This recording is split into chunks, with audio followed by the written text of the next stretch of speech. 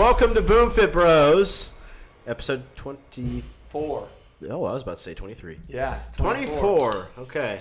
I've already forgotten 23. Is the 24th top popped on a C4 can on this show? Just as good as episode 1. That's it.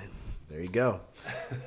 And hey, C4, we have proven last episode that we do have viewers. Waiting on you. Which, I was expecting some more questions from our viewers after last week. Well, actually, that hasn't gone been published yet. We're a little ahead of ourselves. But by the time you watch this, I guarantee you will understand. Yeah, yes. We're proactive in that we record our episodes about a week or so in advance. That's right. So that's the one thing I can be, proactive about, I guess, if anything. So can't do my laundry, but I can certainly be ahead of the game on the podcast or show or whatever you want to call it. I like show. This is our TV show. Our weekly show. Our weekly show where we are the most important people in the room because we're the only people in the room.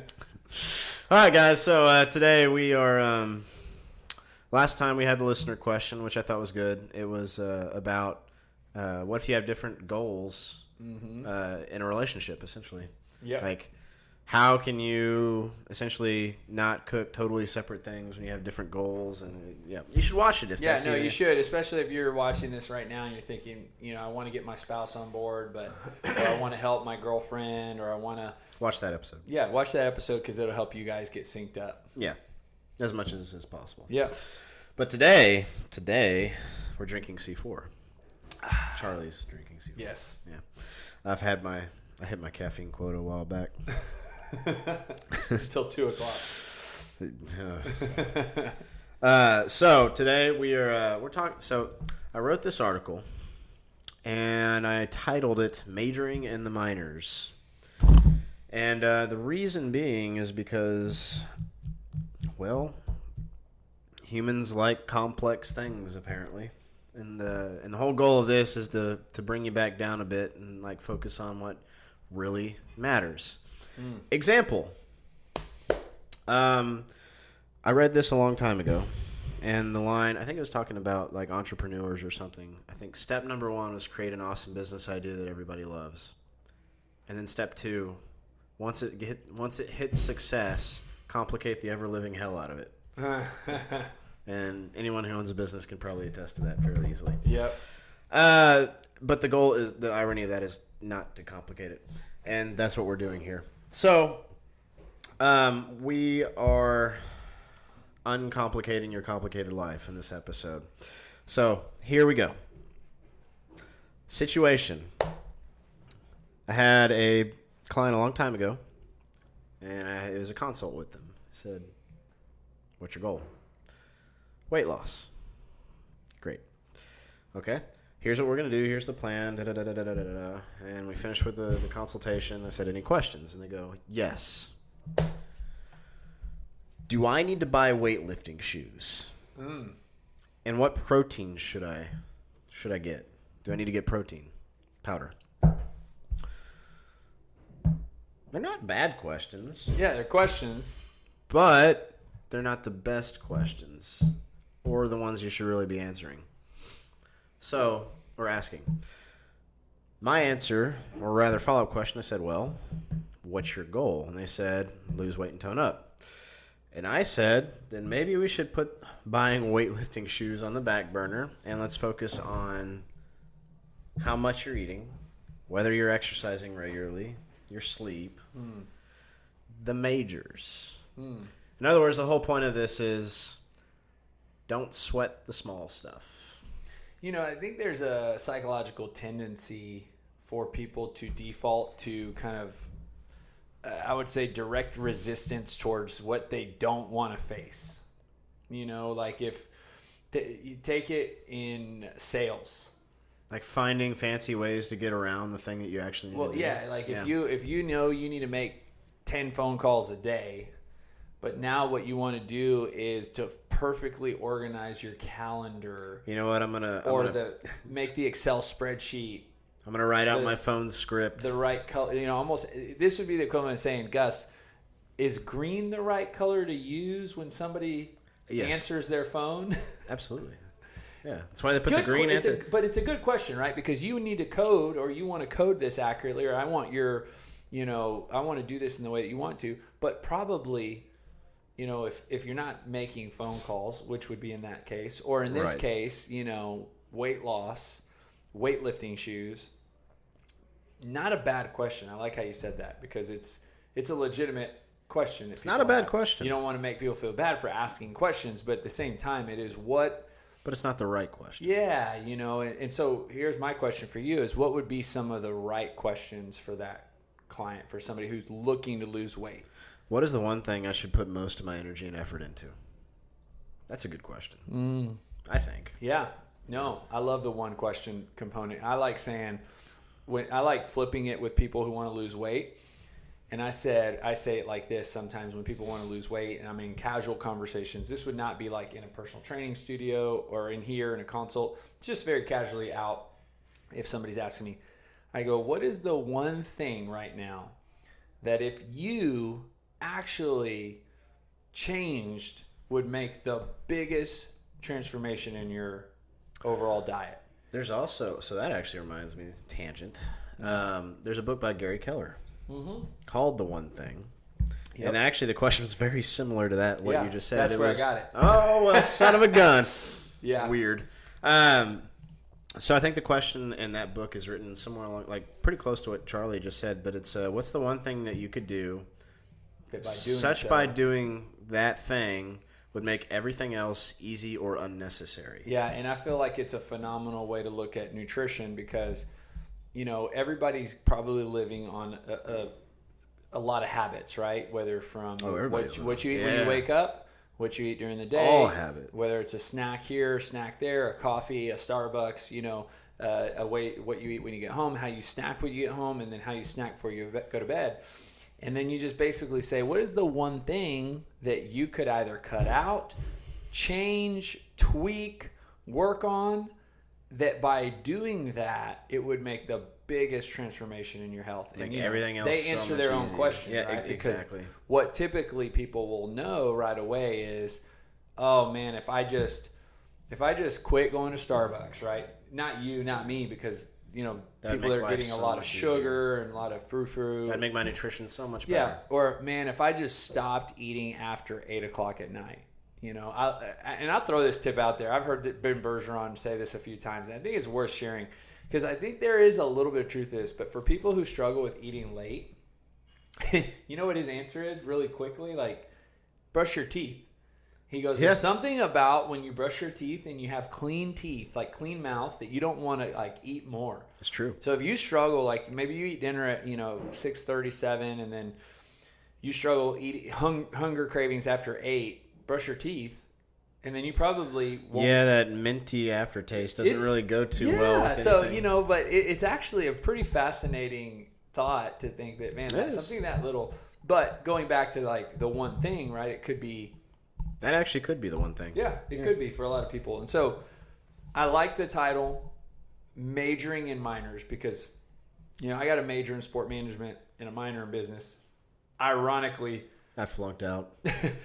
Ironically, I should have. I'm actually in business. I dropped out. I didn't flunk out. But if you think of this, for most people, getting a major in history and a minor in astrology, right? Like, well, let's just say you go on to be a history professor, but then you start thinking about yourself in terms of like, the majority of your work is on history, right?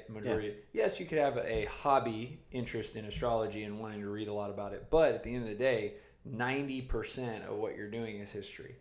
And I think that's the case here, is that, when your goal is weight loss, when you want to tone up, 90% of the things that you should be doing or thinking or questioning about should revolve around that. Yeah. I mean, it's like, if for example, I want to know, I think I know the answer to this because I've known you for years. Mm-hmm. If you came up to me and you said, Gus, I really need to lose weight, I'm like letting it all go, man. Like, which won't happen. But suppose there were... Last week I had that conversation with Gus. Charlie's on the downslide, guys. He had, he licked a donut, I think. It's like, oh, whoa! Well, that would be, donuts, that's not worth it. I would have eaten. Okay, see, here we go. You're proving the point. Anyway, if you came up to me and you're like, man, I need to lose weight and tone up, what do we go from here? And I said, okay, well, what's the one thing that you could do that would make, everything else easier or necessary? What would that be for you, Charlie? I think I know what the answer is. I would say, well, one thing. Mootopia or cashews. And by that you mean don't. Yeah. Yeah. Okay. I would say limited portions, complete restriction. But I'm talking to Charlie before. Oh, okay, great, fascinating question. So before present day.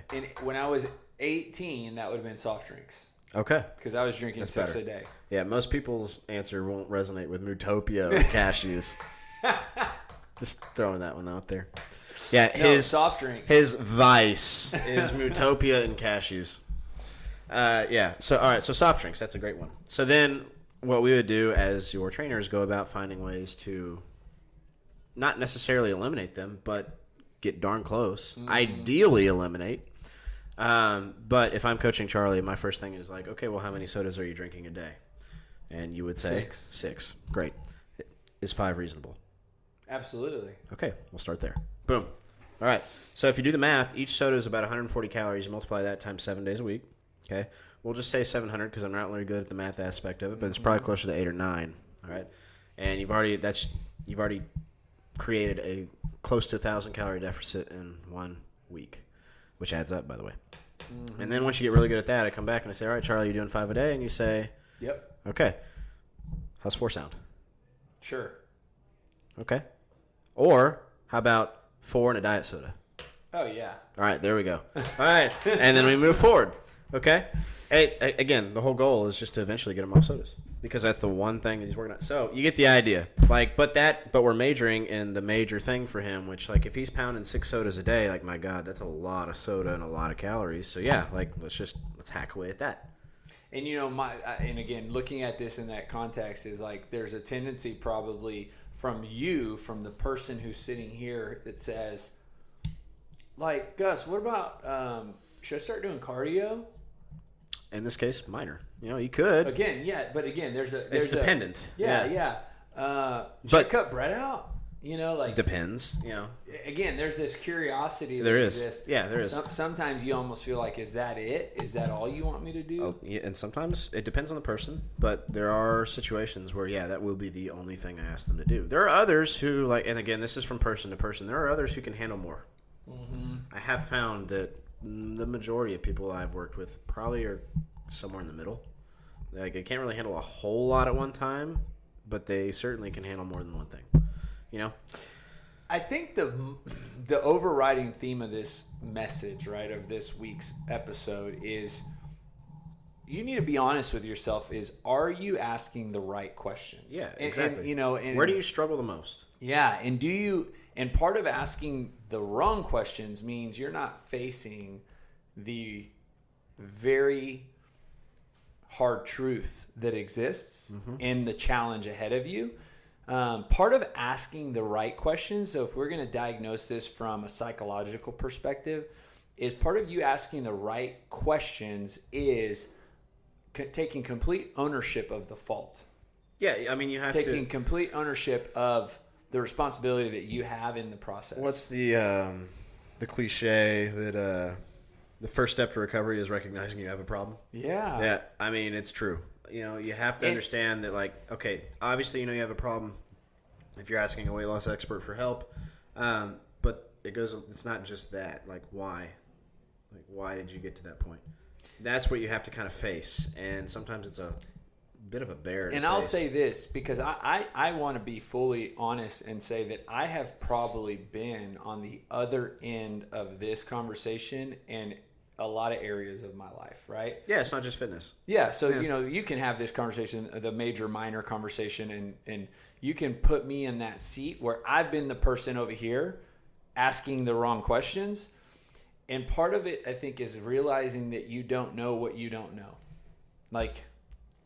There's there's a part of you that even when asking about weightlifting shoes, you just don't know that that's the wrong question. Like, right. In your defense, right? That's why I say it's not a bad question. It's just not the right question. Yeah, and I think that there's a part of that too in the value of the coach, right? Having the coach, you know, in Gus's case, having the personal trainer who can say, hey, let me shoot you straight right now. Like, you know, weightlifting shoes right now are really unnecessary. The thing that we need to focus on right now is weight loss. So, you know, what I would encourage you to think about right now is 1, 2, 3, right? A, B, C. But I think sometimes in the defense of the person asking the question is like, that's a legitimate question. In their mind, it's a legitimate question. Yeah. And so knowing that you don't know what you don't know, it's kind of like a blind spot, right? Yep. And it's absolutely a blind spot. I have been there before in different areas, you know, in business and, you know, in parenting and marriage, in my walk with the Lord. Like, I think it's really easy to fall into those traps where, you know, you're focused on the wrong things. Yeah. And that's what this is it's essentially a course correction. It's like, all right, maybe we shouldn't focus on weightlifting shoes for losing weight. Yeah. Maybe we should focus on, you know, like eating enough protein, or maybe going to the gym 3 times a week, or whatever it may be. And going at this alone is really hard. It is. Because when you don't have anyone that you know can help guide you and really kind of answer those questions or speak into whatever it is that you're asking is really tough. Because then you're left to you and the internet. Oh. And the internet...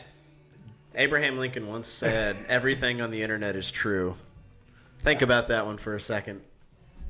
Let it marinate. I got that one. Do what? I got that one right away. Yeah.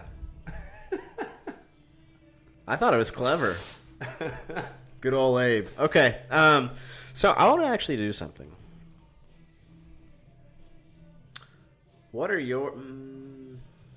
you may be familiar with this one. Let's do an old 3x3. Okay.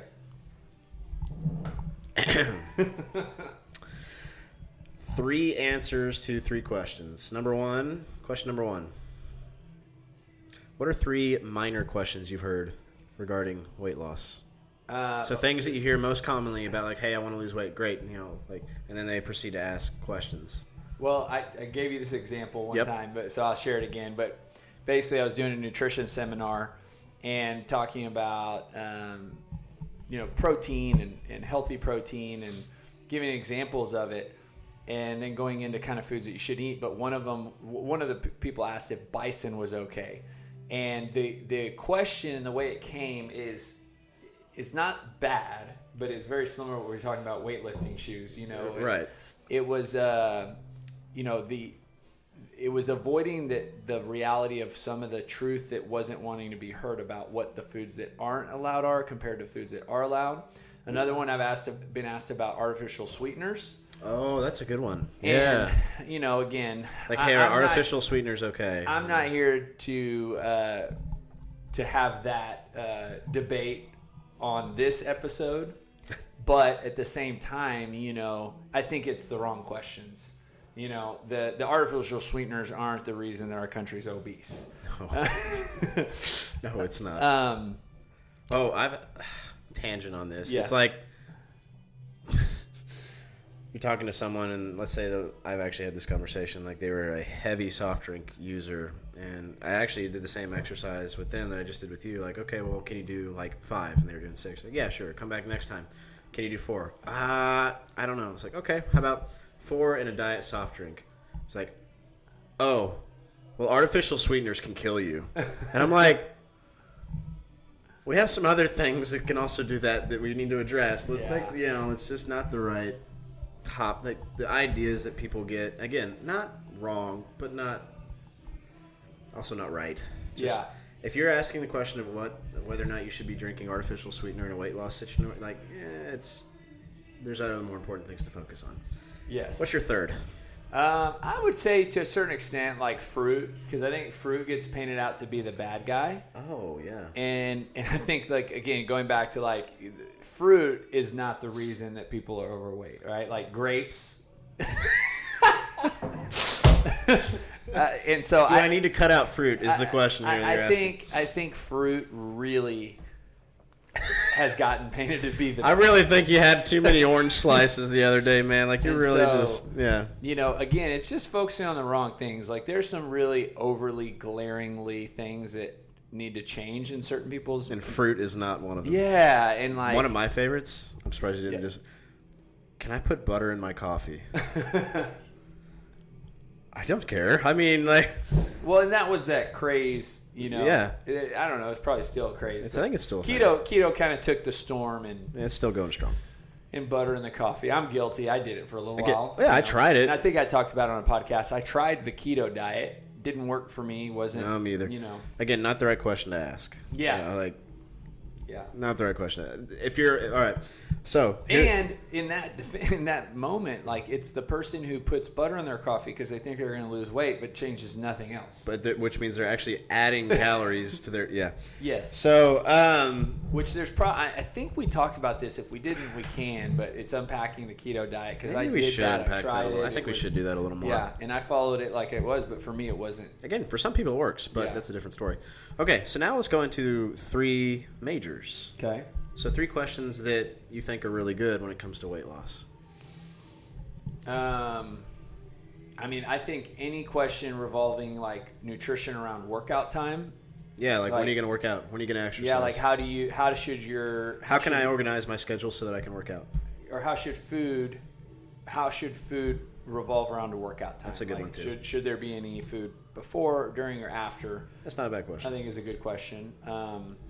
You know, I think that another good question would be, I mean, I think supplementation's probably a good question. Just like some people. Oh yeah, that's not just bad. we talked about Some people protein. just don't know. Yeah. Well, we talked about protein and how hard it is to get protein. So if some people are struggling to get enough protein, what's a way that I can get in more protein? Not what kind should I buy? Yeah, it's like how can what can I do to get in more protein? That's the question. Yeah. It's not what brand is I'm best. not able to get in the 200 or whatever grams. Correct. Third good question, I think, when it comes to that, you know, is sounds pretty hard to answer this right now, but like on the spot, maybe. I got one. What? Should I track my food? I think that's a brilliant question. I think it's a good one. Yeah, I think food tracking is always good. I was going to say, you know, should I calculate how many calories I'm consuming? I think some good ones are, my top 3 would probably be how often should I exercise? How can I make this last for the long term? And should I track my food? I think would be my top 3 ones. Mm-hmm. Those would be my top 3.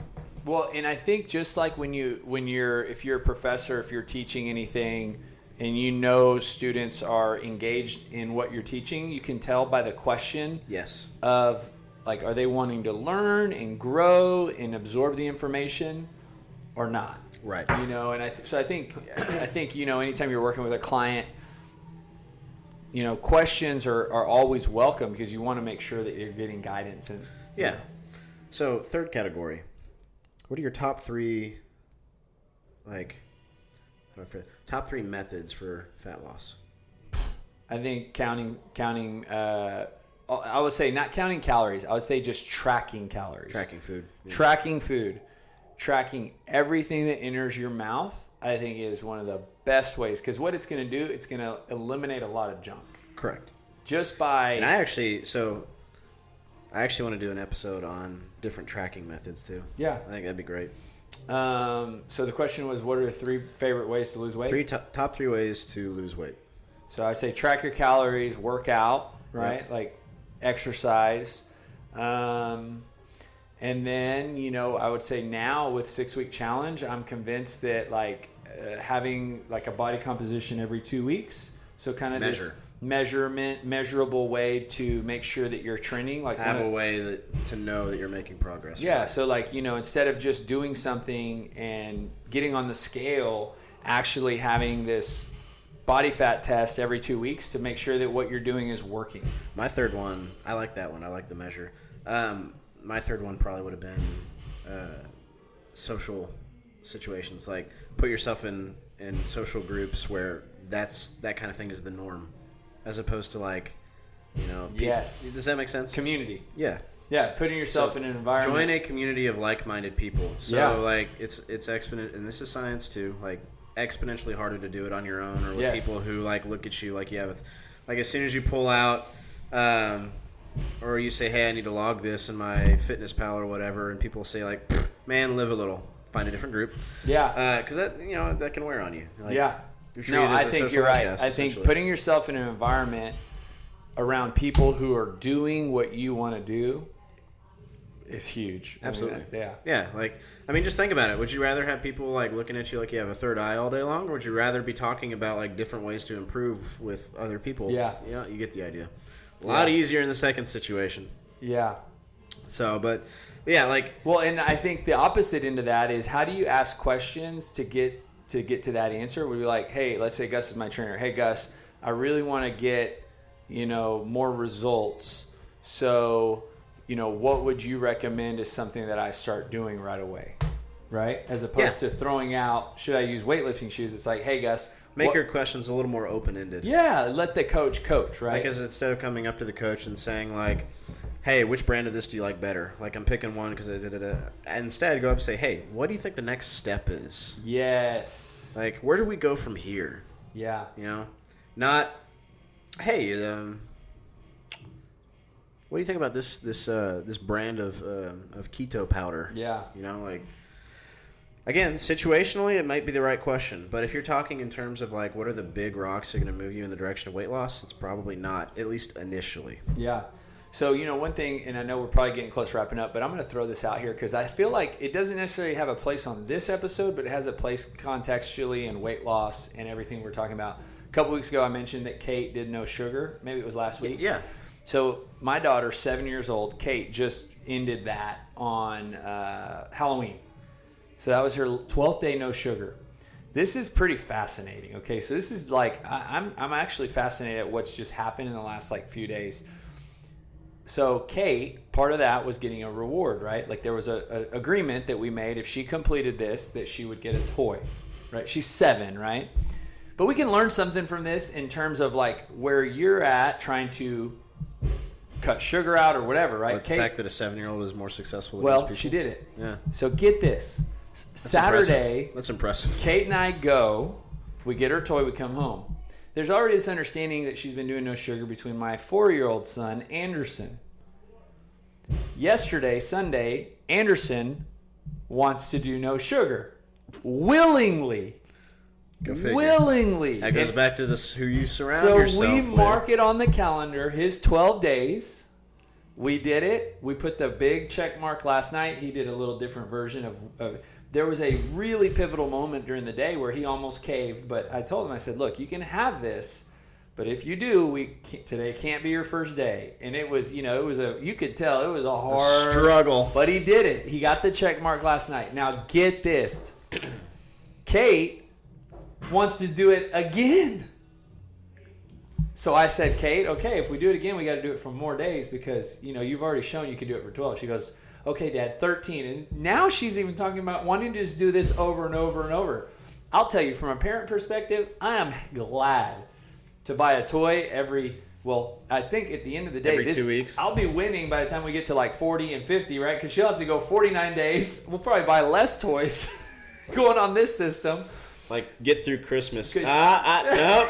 You can't have Santa knows you're on this challenge. I think the overall message here is, there's a combination of challenge yourself, right? Yep. Challenge your kids, reward yourself, right? and celebrate the victories, but have another thing to chase, right? Right after, have another one, and so. Kids are going to be crazy about toys, but what is it that you can reward yourself with? Or, what is it that you can... adults are pretty crazy about toys, too. Let's be honest. No, it's the same logic, right? What is. is it that you really want? Well, and you should reward yourself for stuff that you do. We're saying, come on, don't kid yourself. You know what? I did pretty good, so I'm going to reward myself anyway. Adults have that play. Kids don't. Yeah. So I just thought it was worth highlighting. I know a lot of people struggle with how to regulate their children's sugar. I myself do too. We do a good job of it, but I think now this is kind of even really cool. It's like a little, but it's giving our kids some confidence to know that they can resist temptation. Yeah. Which is one of the biggest reasons we're all in the situation we are, is it's hard. It is. So, but I think we can all really take something from that and try to apply it to your current struggle, whether it's asking the wrong questions, or maybe you're looking to lose weight, or, whatever it is. Yeah. It's just, I think to sum it up is just like. And in the 6-week challenge, you have something that people celebrate with. Absolutely. Like when you reach your goal. Yeah, we write in a reward for sure. Yes. Uh-huh. Yeah. But in summary, like, guys, the biggest takeaway from this is ask open-ended questions that pertain to your goal. If you don't know, then, just start off asking a question. That's fine. Yeah. Like, hopefully the people you're asking can guide you from there. But, like, if you don't, like, I guess no question's a bad question. Yeah, and we're here always. Yeah. So if you're watching this and you have a question, You can email us. please do. Okay. Please ask us. Reach out to us. Yeah. But if you do, or like if you feel like you want to go to the next level and you really want, like, you can hire us. Oh, always. We're here, Yeah. So, if you want to do that, reach out to us, Gus at boomfitbcs.com, and Charlie finally made the switch to Charlie at boomfitbcs.com. So now it sounds like, we work in the same place. Consistent.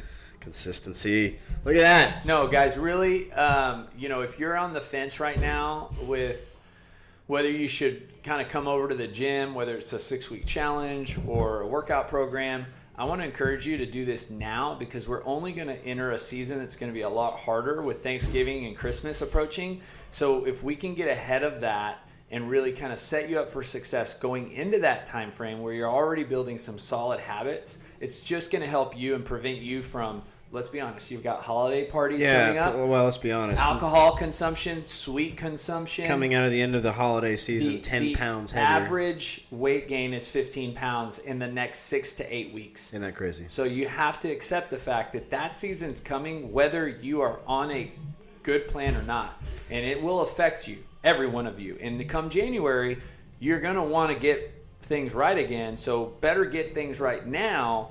Call us. Let me or Gus meet with you, and we'll go over all the plans that we have and help you get success now. Think about it this way. You can either go through the holidays like every year and say, you know what, it's the holidays. I'm just going to get back on the horse at the end of the year, which, by the way, just Charlie mentioned, the average gain is 15 pounds. Yeah. Or you could start your fitness journey now through the holidays, and guess what? We're not going to tell you to, like, not eat Thanksgiving dinner and not eat Christmas dinner, but you'll be a heck of a lot more fitter at the end of it if you decide to pull that trigger. So I encourage you to at least just shoot us an email if you have any questions. Agree. No question's a dumb question, and we'll let you know if it's the right question. See what I did there? But for real, reach out to us. We don't bite, I promise. And we'd love to meet you. Yep. Thanks, guys. We'll see you next time.